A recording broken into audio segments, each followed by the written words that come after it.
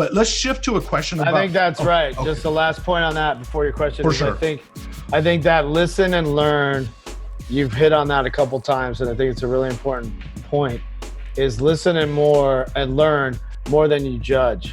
Like try to do that more than you judge, because your first natural reaction is how do I feel about this and make a judgment. Totally. But try to switch that amount. First of all, I adopted the belief early on that I'm not that special. I don't mean that from a low self-esteem place. I mean it from a high self-esteem place. Hey there, I am super excited to bring to you on my Unleash Your Greatness Within podcast a new success interview. It was my privilege to interview Jason Harris. My passion and my mission to help you unleash your greatness within. My heart goes out to the underdogs that's on their way. If you think you can go from good to great, okay, let's motivate. GreatnessWithin.com. TJ Hoisington. GreatnessWithin.com. You see, Jason is the president and CEO of the award-winning creative agency Mechanism. He has also written a national bestseller titled The Soulful Art of Persuasion. And boy, do we need more soulful persuasion. We'll explain that in the interview. But you know, his company, his agency, Mechanism, has been named several times one of the best places to work. He's landed on many other charts and lists and received many awards for the work that he's done, where he combines soul and science to create provocative campaigns that engage audiences. And let me tell you something, in this interview, we talk about universal principles that can elevate not only your business and your brand, but also your life. So this is gonna really be awesome. So if you're watching this on YouTube, hey, do me a favor, just as a quick reminder, subscribe to my YouTube channel and make sure that you click that notification bell so that you're the first to receive any notifications when we come out with a new success interview like this or other success or motivational message. So without any further ado, you're gonna love this interview. It was great to have Jason on the show. Just a cool guy with some awesome thoughts and insights. So let's just jump right into the interview. Jason, welcome to the Unleash Your Greatness Within podcast. Thanks for having me, TJ. Stoked to be here. Oh, I'm stoked to have you on the show. I've been reading your book. I've been studying your work a little bit, and boy, do you have some great stuff to share. So why don't we just start off, which is something we do with all of our guests. Would you give us a little bit of your backstory?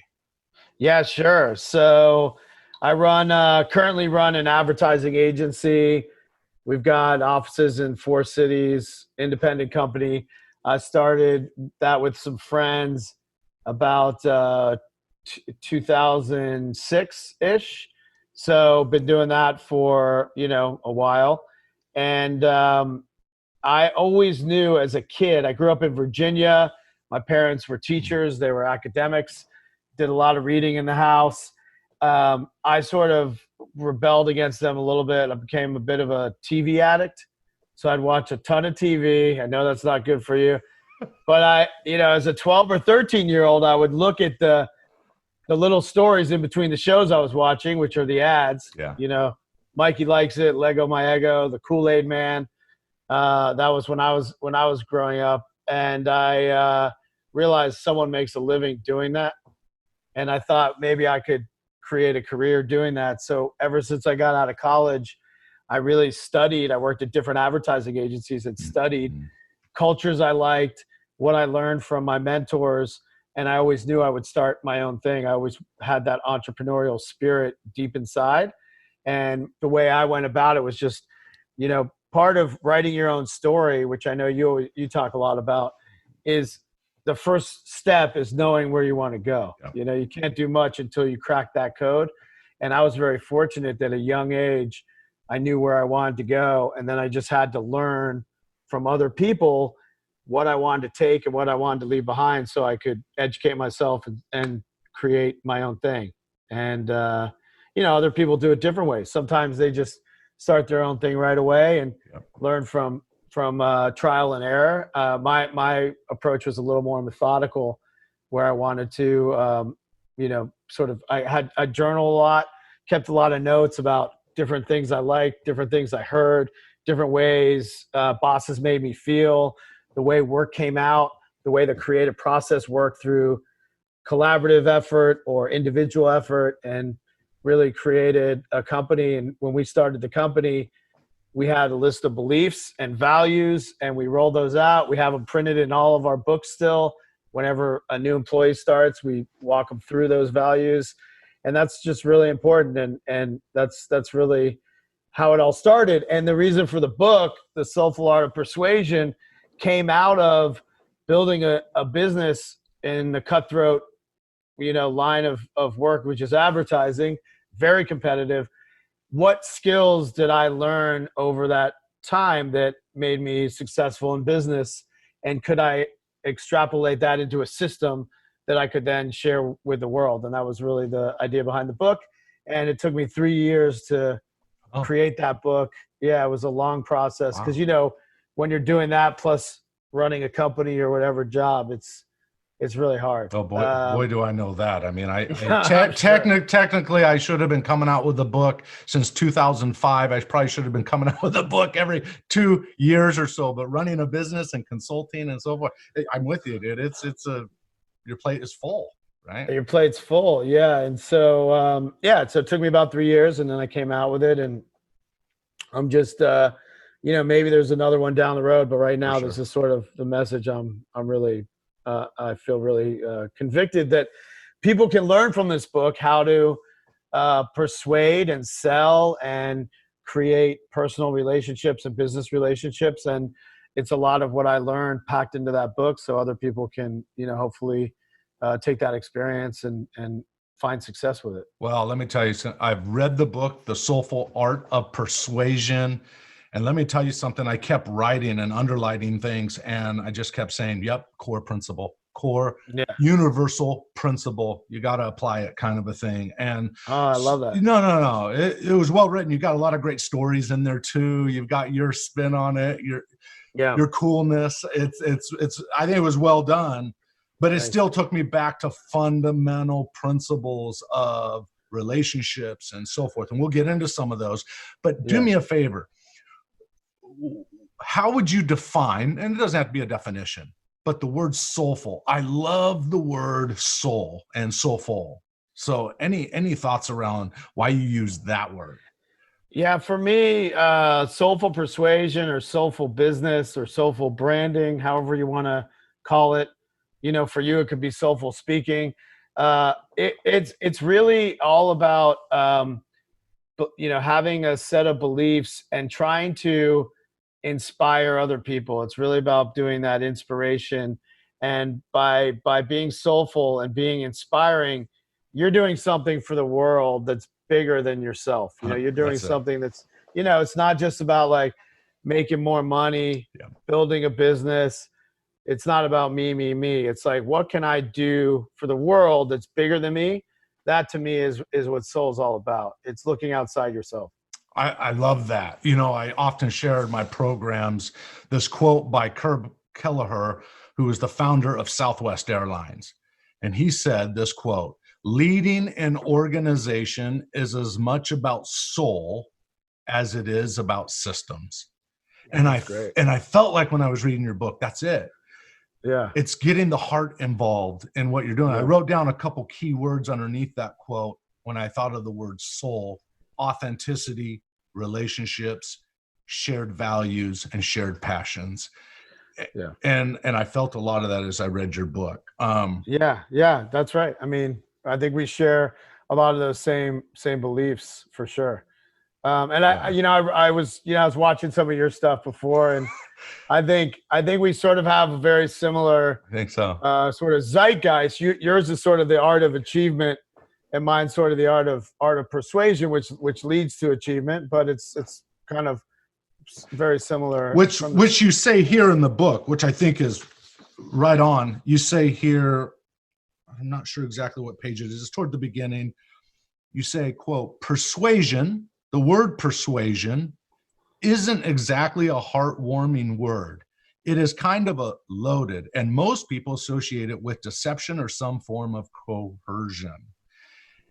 and you talk about rhetoric and so forth and the political attack ads and so forth, and it sort of gets a bad rap. But persuasion, you say, can also come from a positive, life-affirming place, hyphen, a soulful place. Definitely. Wow. Powerful. Yeah. Yeah, that's right. Yeah.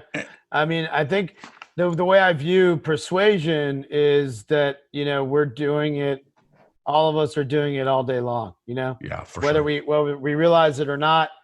You're persuading, your significant other to go on this trip. You're persuading, maybe, if you have kids, I know you have 4 kids. Oh, You're you have done your persuading, research. yeah, you're persuading them to, like, Totally. be motivated or Yeah. achieve some goal that you want them to achieve. And if you work for someone, you're persuading your boss to give you a promotion or move you to a different area. Whatever it is, we're in this dance of micro persuasions all day long. Mhm. And the way we do that is really through emotional feelings and how we make people feel and how we can convey our thoughts and tell stories and put that out there. And it's really important that we are good at persuasion. And persuasion can come down, it's a little binary. It can be like positive or it can be negative, Right. and it's really one or the other. And I opt obviously for positive persuasion to get people to your side and have them understand the way you're thinking and not go the negative route, because the world has so much negativity as it is, It sure does. especially now if you don't believe what the other side believes in, you just hate each other, versus understanding what's behind it or finding the common ground or realizing the humanity in all of us. It's really, I've never seen a country so divided like it is now. On the Unleash Your Greatness Within podcast, I have had people on that I fully did not agree with, but let me tell you something, you would never know that. Right. Yeah. Because what I try to do, even with guests that are a little bit more maybe on the fringe of certain philosophies and so forth from where I stand, Yeah. it doesn't make me right or wrong, doesn't make them right or wrong. We should be able to hear each other out. And I think we've lost some of that it's okay for me to disagree. And I don't do this on the show really much, but it should be okay that we can disagree with each other without hating each other, without attacking each other. Yeah. Yeah.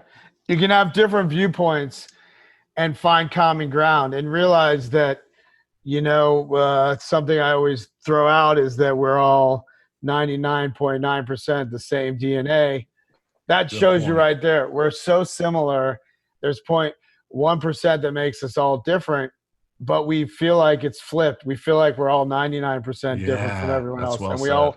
we all want the same things out of life. We really do. And we just might have different views, and that's fine. That's what America was always founded on, is freedom of speech. You can have your own views. You can have your own religious values and teachings. And it seems like somehow that's sort of been it started really with politics, but it's sort of been slowly stripped away, I think. Yeah, and I think your book, It's really sad. the Soulful Art of Persuasion, brings it back to the core. And I kept thinking as I was reading it, I was thinking, that's if the other side, if you will, just using that as a term, will listen to you. Yeah. Right? Because you talk about character. I love these words that you use in the book. I wrote them down. The word character, the word disposition, the motto of Mechanism, which is your company. Tell me, correct me if I'm wrong on this, but I wrote this down, so I read it somewhere. The motto of Mechanism, your company, is to assume genius.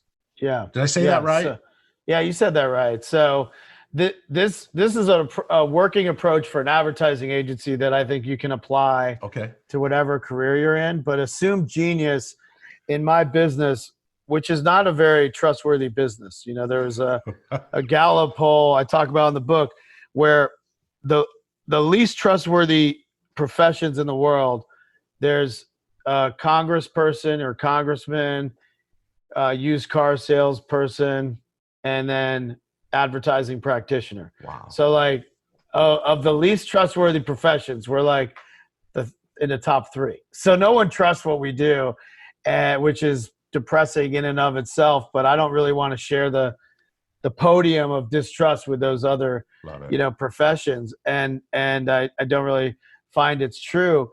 But in order to work with clients, and a lot of places, when I talked earlier about gathering vibes and you know, feelings and beliefs from other places I worked at some places where they would work with the client and just assume the client was a bonehead, and they had to figure out how to sell an idea to a client however they could, you know, like beg, borrow, and steal to get this idea sold through, because we have to save the client from themselves. And you can apply that to other professions.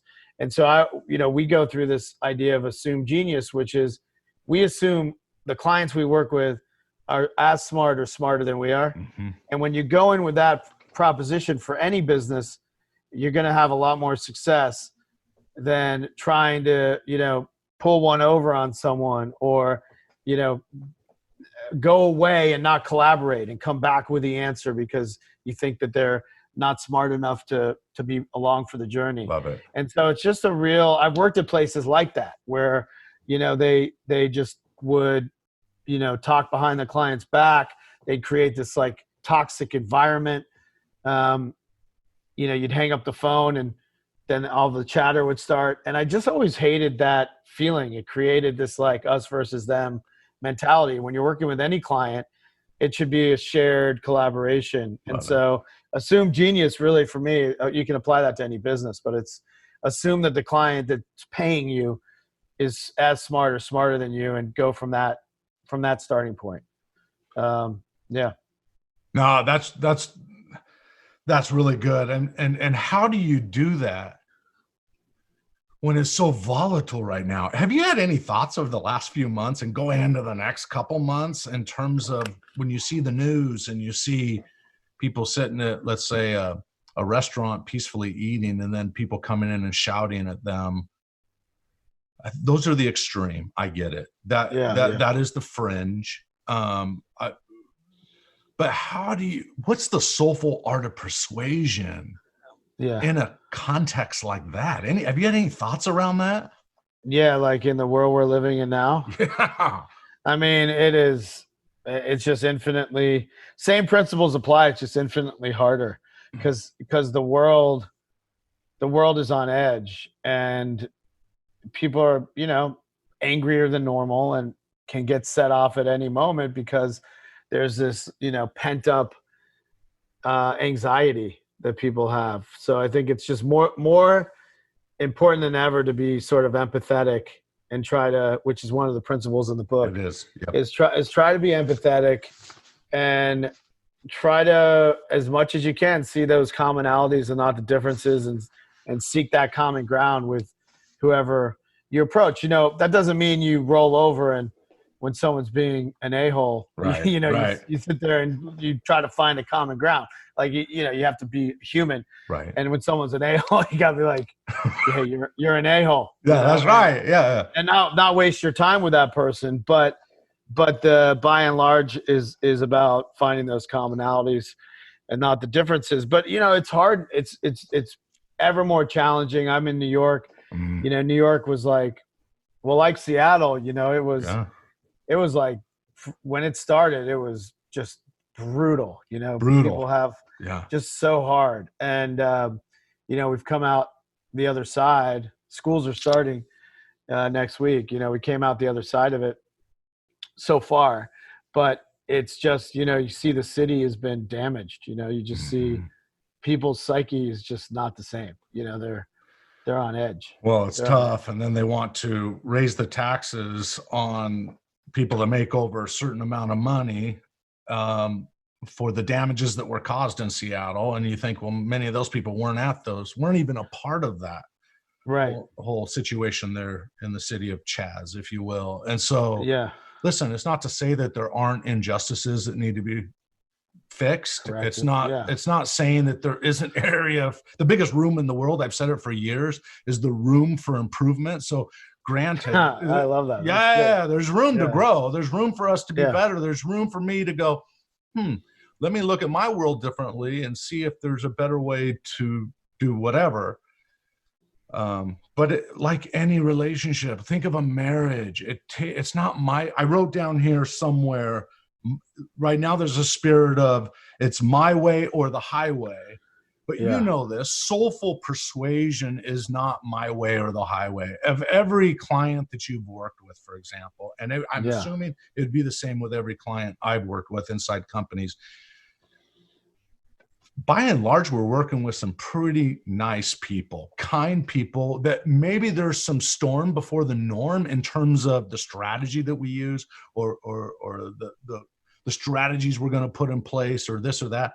But there's always a place in a boardroom, in my case, where although we can have strong discussions, we listen to each other and we're willing to adjust where it makes sense to adjust without pigeonholing ourselves into a particular place that doesn't serve the greater whole. And when I think of soul, I think of community, right? I think of how does this affect everybody right here? Not just one part. Anyway. No, I think you're totally right. And I think the my way or the highway, that's like a lot of old ways of doing business, and I think that's old ways of leading. And I think there's generations where you're brought up as a strong leader, is decisive and has strong conviction and doesn't need to consult others. And I think that's just, that's just old school thinking. Like it's our way, that's the, when you think about my way or the highway, it has to be our way is how you move forward. And that means sometimes it means you have to bend a little and they have to bend a little. So you kind of get where you need to go, but that's a real philosophical question about charging, people that live in a certain area for what has happened in that area. And, we could talk for hours about like, is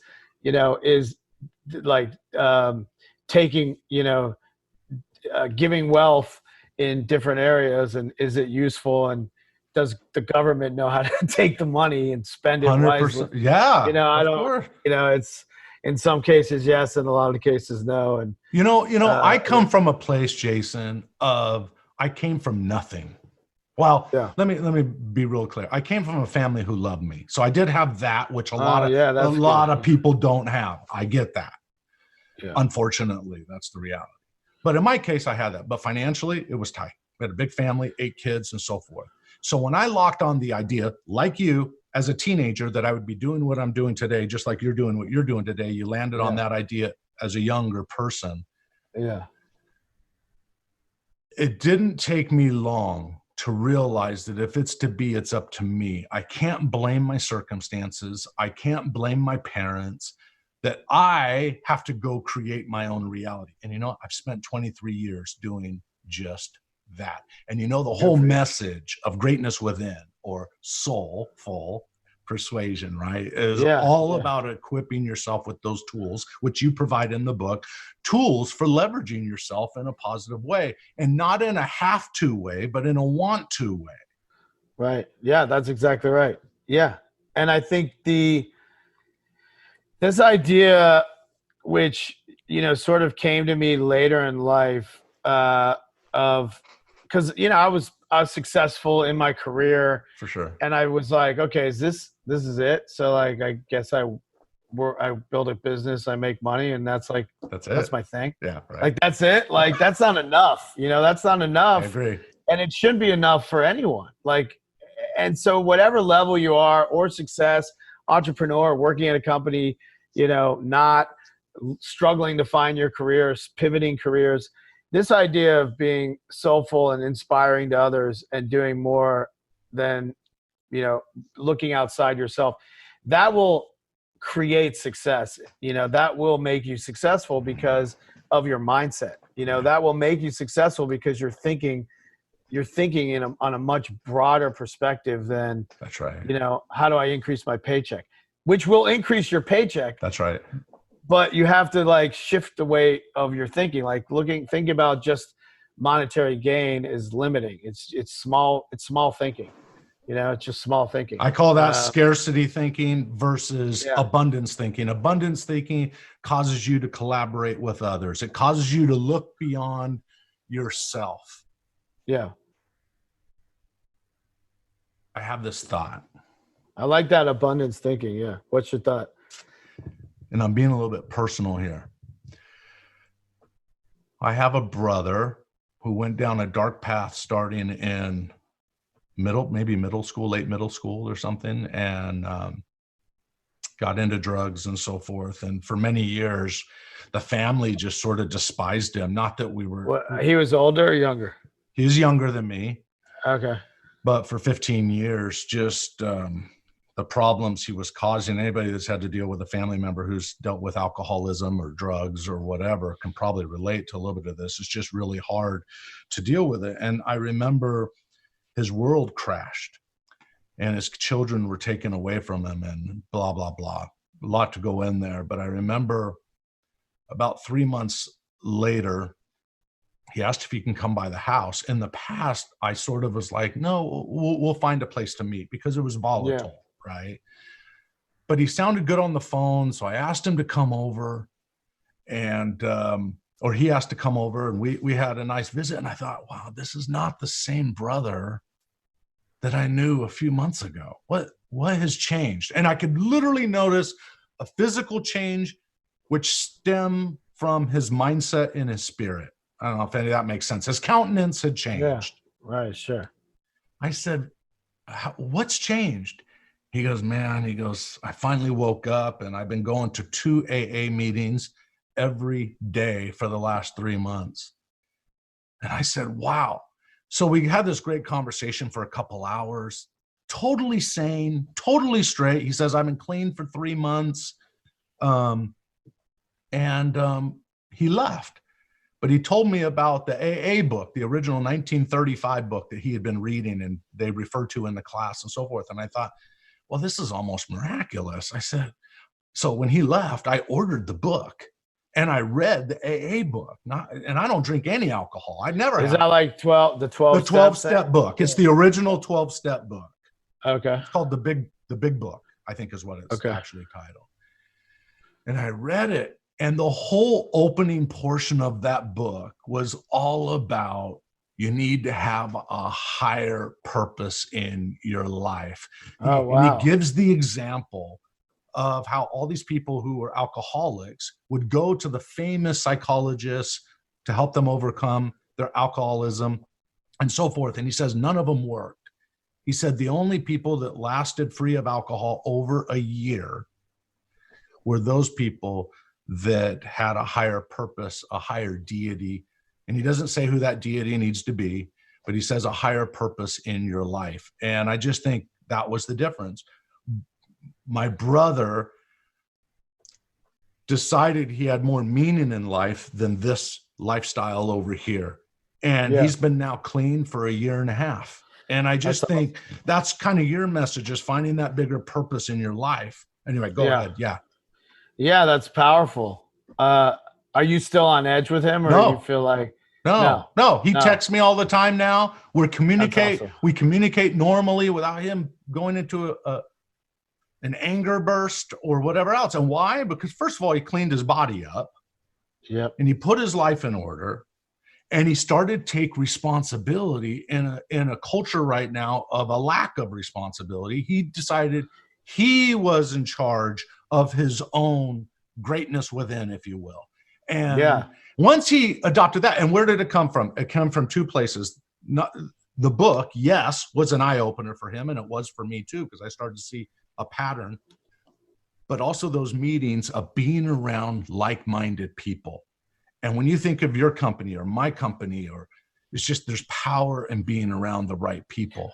That's true. That's very true. And well, that's a powerful story. I'm really glad for your brother that he found that, and I think AA works, I think it does. People that I know have gone, it works. It definitely does. Yeah, it can. I think that higher purpose is part of it, where, I think he realizes he's not just living for himself, right? He's living for others. That's like a big twit. That's a big like mental change when you think others are counting on you and you're trying to inspire other people. You know, again, it goes back to looking outside of yourself. And so, Love it. you know, for me, the other big eye opener from the book is like this principle 1, which sounds like, you know, some of the stuff that you'd read in the book, but this idea of being original it always goes back to me from the, you know, it's the Oscar Wilde quote of "Be yourself, everyone else is already taken." Yes. It's that idea of like, know who you are, know your beliefs, find your role models, you know, study what you like about your role models, reach out to your role models, you know, understand storytelling and what the impact of those stories are to connect with other people. And the fundamental part of that also is this idea of to being true to yourself, not being transactional, not thinking just about money, but think about to be yourself. You're creating relationships with others, you're building relationships, and you're playing the long game with those relationships. You're not trying to, and so other places that I had worked, you know, there's a lot of like, close a deal, close a deal, close a deal. It was like Glenn Ross, like just make the deal at all costs, make the money, hit the quarter goal, hit the annual goal, and keep progressing that way. And that's really short-term thinking. That transactional thinking will be okay for a bit, and then it runs out of gas. Temporary. Yeah. It's temporary. It's fleeting. And that never be closing idea of building relationships and getting rid of that short-term transactional thinking is super powerful. And that's being true to yourself and not trying to sell under some other guise or some other cloak or something you don't believe in. You know, never sell something you don't believe in. I coach executives, and one thing I'll hear in the voice of some executives, there's this perfectionism that has drove them to be successful, but they've used that perfectionism to prove themselves to everybody else. And I can hear it in their voice. They're constantly trying to prove themselves that they measure up to everybody else. And I'll often find myself say, stop trying to be and just be. Yeah, I like that. Right? And you even say in your book, I wrote it down here, you're talking about being original.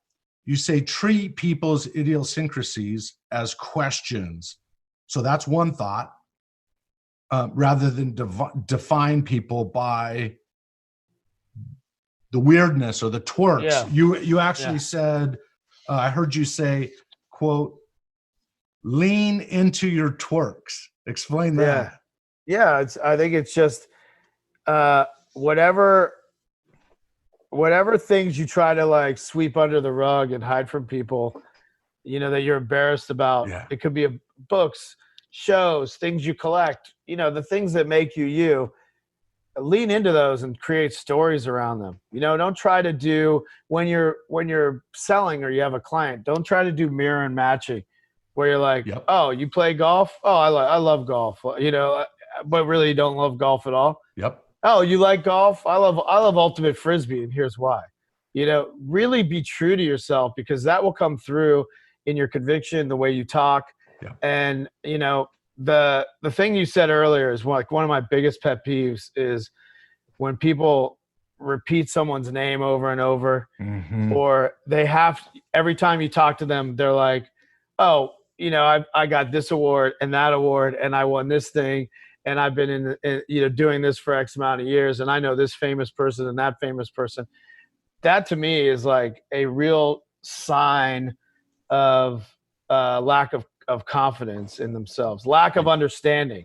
This idea of always proving yourself, people see right through that very quickly, you know. And I think when you don't need to prove yourself, it's because you're stable and, you know, you're convicted in your beliefs, and people gravitate towards that, I think. I totally agree. And so the antidote for me, when the word that came to my mind, and tell me what you think about it, is rather than make the focus about you when you around other people, turn the table the other side. A great conversationalist is someone that will ask questions 20% of the time and listen 80% of the time. Yeah, that's great. I love that. People usually, a lot of times, have that switch because of their own insecurities and so forth. So the antidote, in my mind, would be curious. Be curious. I love that. Yeah. Yeah. Just if someone brings something up that you're unfamiliar with, or like you said, you don't have any interest in golfing, for example, right? Yeah. Maybe you love Frisbees or whatever. Yeah. If you don't know anything about golf, isn't it a beautiful thing to say, help me understand golf? What got you into golf? I love that. Yeah. What do you love about it? Like, why do you spend 9 hours on a Saturday doing it? Like, what is it about it that you love? How does it, and then you get them to open up. Totally. And then you're building a connection with them because they're opening up to you. And then you do the same. You know, you might want to start by opening up something that you love and why you love it. Exactly. And it's not the same thing. It's just about, we each have a passion, and here's why we have a passion, and you get to know each other that way. And if you can say to someone, this true sign of confidence is this term right here, or this phrase, you know what? I don't know, or I don't know anything about golf. Help me understand. I want to understand. And then that might connect to something else. I just really believe, and I think the spirit of it is in your book, be more curious about people. Ask more questions. Yeah. Take the focus off yourself and take the focus on building them, listening to them, finding out what their needs are, and you'll go a long way. And that's the beginning of building a relationship, right? And it's also showing a sign of respect. You know, the curiosity about other people, there's a lot of respect there. And, you know, when you may meet people, and, you know, I was on I did a Zoom recently with my girlfriend, who was introducing me to one of her friends. It's not really that important, but we got off the Zoom, and she was like, well, what'd you think?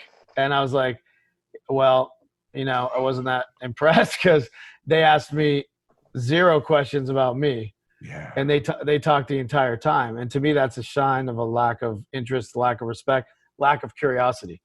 And I think that leaves people with a really bad taste. Totally. You know? All right. You talk about the principle. Well, I don't know. I wrote it here. Anyway, the principle of charity, which is see others in the best light. Yeah. So, you know, the first principle we talked about was original. Second principle is this idea of generous. And generous, to me, there's 4 main principles in the book. Yep. The second principle of generous is this idea of, you know, practicing positivity is one big way to be generous. And I know it's a little kumbaya, you know, this idea of gratitude, but cultivating your sense of gratitude, for me, is really important practice that took me a long time to learn. Why do we take that step back and say it's a little kumbaya? And I do hear people do that. Listen, that is the meat. Yeah. Right? Soft skills are really the hard skills. That's true. I mean, and some of these principles in the book, you might naturally be yourself, you know? Yeah. You might naturally be empathetic. For me, I was not naturally a generous person. I was not naturally I wasn't, you know, this idea of giving something away at every interaction. You know, when you cross paths with someone, try to make them better off than before they cross paths with you. And this idea of being positive and being grateful, that was a learned skill for me. You know, I was always, maybe like a lot of entrepreneurs and a lot of people you coach, I mean, I think you should stay frosty and hardworking, but I was never grateful or content. I was always like, what's next? Yeah. I haven't done enough. I haven't made it there. And when you lose that perspective of the present life you have, mm-hmm. and what's around you and the people that are around you, and how to be generous with your time and with the people around you, because you're like on this solo climb to get to the next level. And I think that took me a while to really learn that, which is a principle to me of like being generous with other people, making them feel like they when they interacted with you, they came away better than they were before they interacted with you. And that really takes like conscious focus and practice. And that's a skill I really had to focus on and learn. And go ahead. No, keep going. Which you can do, like all these skills, you can develop them with like anything, with like a muscle, like a sport. That's right. You practice it, you're going to develop it, and then it'll be in your subconscious once you develop that skill. But you have to like work hard at it. That's right. It's not like you're either born with it or you're not born with it. They used to think you're either born with talent, and that's the key to success back 40 years ago. But enough research has come out since then to say, no, it's not about talent. It's about discipline. It's about hard work. It's about, just buying into a vision that drives you.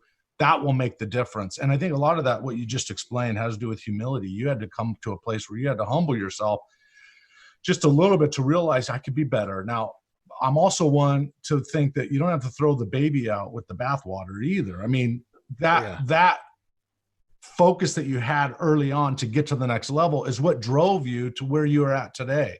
But you're able to look back now and go, hey, maybe there's a balance in it that I can apply a little bit differently. Is that fair? Exactly. Yeah, that's totally fair. And I think that balance can benefit others around you in your day-to-day life, No, totally. So you've got original, you've got soulful. We've talked about that. You've talked about generous of the four, and you've talked about being empathetic. And being empathetic means you got to listen to people, and it doesn't mean you have to agree with them.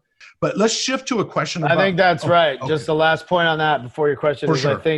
I think that listen and learn, you've hit on that a couple times, and I think it's a really important point, is listen and learn more than you judge. Like try to do that more than you judge, because your first natural reaction is how do I feel about this, and make a judgment. Totally. But try to switch that amount. First of all, I adopted the belief early on that I'm not that special. I don't mean that from a low self-esteem place. I mean it from a high self-esteem place. Right. Which is, I'm not that special that it's my way or the highway, right? So I want to listen to you, Jason. I want to listen to what you've learned along your path. Think about all the pebbles you've learned. Right? There's things I can learn from that. And so I think that's just really powerful to just in a conversation, keep the focus on them. Is my main— I love that. Yeah. Thing. All right. So shift to leadership and how you've grown your company. I had this thought. Mechanism, your company, was named to Ad Age's agency, A-List, and twice to their best places to work. Yeah. Yeah, that's like one of my favorite awards, is the best places to work. Is it? Okay, so the question is, talking about culture, company culture, what have you done with your company to create and by the way, there was it looks like another list here that you landed on, Creativity's Creative 50 list. Is that what that is? Yeah, that's that. Yeah. Okay.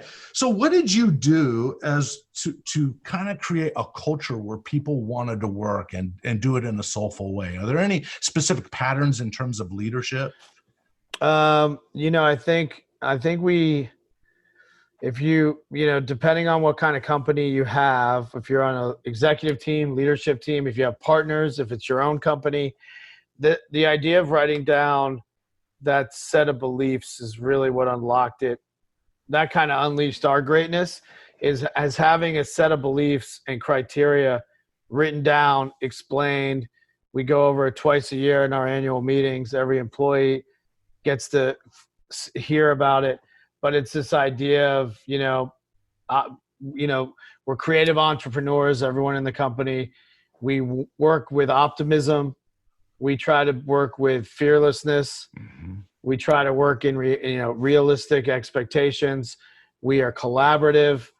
We put ego and politics outside the workplace. We don't bring it into the workplace. We try to create a fairly flat company. So just having some of those beliefs and then articulating them, repeating them over and over and over to the company, that's what makes the biggest impact in culture. Because it's like we talked about practicing earlier.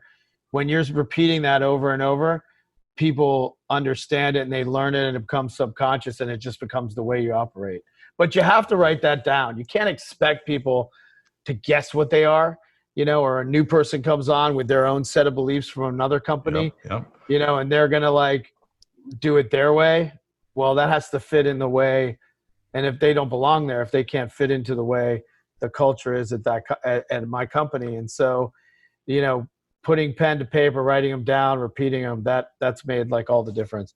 But we have these journals where they're like printed in the front of the journal and everyone uses those journals at work. We do it for our creds deck. They're in the front of our creds deck. We have videos that we play that have these values. And so it's really marketing the values like we would market any brand or company or anything else. And it's just different ways to let them seep inside, the consciousness. That's huge. And that's really good for any leader listening to this. That is really critical. Okay, let's wind down. In your book, you talk about character. And this is what you say in the book, and I'll read it. The most powerful kind of persuasiveness is one that flows from a well-formed character. When you've worked to develop certain personal traits and skills, people will take notice. Some of the habits and dispositions I've discussed, including respectfulness, positivity, and generosity, mostly pertain to your interactions with other people.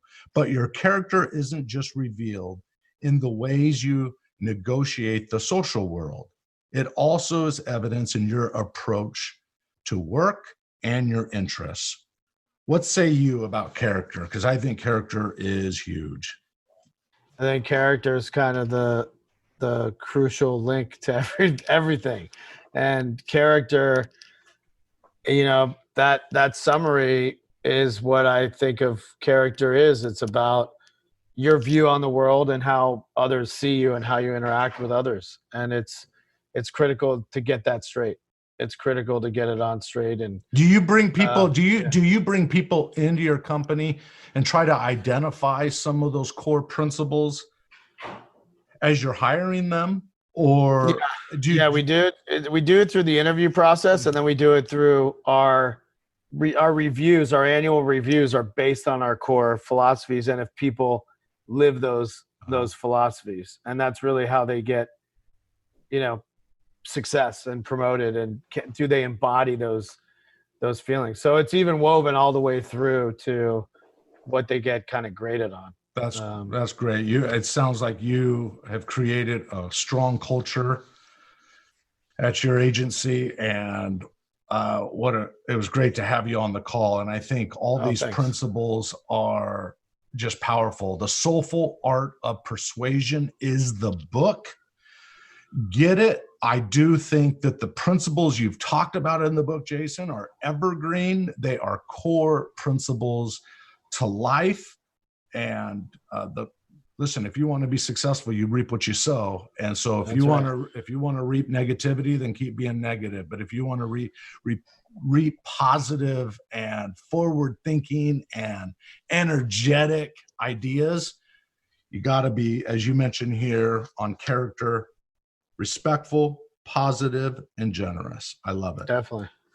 Well, I'm going to also, I have one more thought for you. Yes, please. Which is that I do a Connected Friday, because it's hard to keep culture in a, several hundred person company during everyone being at home. Because culture really, a lot of it happens when you meet with a lot of leaders in your leadership consulting practice. Mm-hmm. And a lot of culture is that collaborative, what happens at work. Yes. It's sort of an intangible thing. It's harder to do over video, right? With everyone dispersed. But I do Connected Friday meeting where I, address the entire company every week. And I always end with a quote. And I'm going to jack the quote from a video of you I watched, which is so powerful, which is that George Lucas quote. Oh, my favorite. Which is, we are all living in cages with the doors wide open. That's it. That to me, and I'd never heard that quote before, that is such a big unlock to me of how to view the world. It's really mind-blowing. Totally. We are all living in cages with the doors wide open. Doesn't that just move you emotionally? No, yeah. Like, dude, it really does. It really does. It shows you that anything's possible if you've got if you know what you want, and then you've got the right attitude. Anything's possible. And you realize you have all the gifts you need right now. Not that you don't have to develop some skills. Yes, you've got to do that. But I remember when I was writing my first book in the backseat of my car, parked outside of a grocery store parking lot to get away from the basement of my parents' house that my family was living in at the time, almost lost everything financially. And I wrote, If You Think You Can, in 2 months. And 2 months later, it became an international bestseller. All of a sudden, my speaking fees went from a couple $100 a speaking gig at the time to, let's just say, a multiplied amount. Let's just leave it at that, right? All right. And I thought, I'm no different than the guy that was sitting in the back seat of my car just a few months ago. Dude, we're all living in cages with the doors wide open. But unless you're willing, this is TJ thing. Okay, now you got me on my little. Yeah, no, I like it. It got me fired up. Unless you are willing to step out into the unknown, risk failure, risk not being approved of, risk someone laughing at you, but then stay focused on it because your vision is so strong. You're like, just believe in that vision. Eventually that magic carpet, I believe, will appear. And you'll realize the whole time, I'm the same person. It was just a matter of unlocking that part of me. That's why I love in the beginning that we talked about is treat people's idiosyncrasies as questions and you said, lean into your twerks.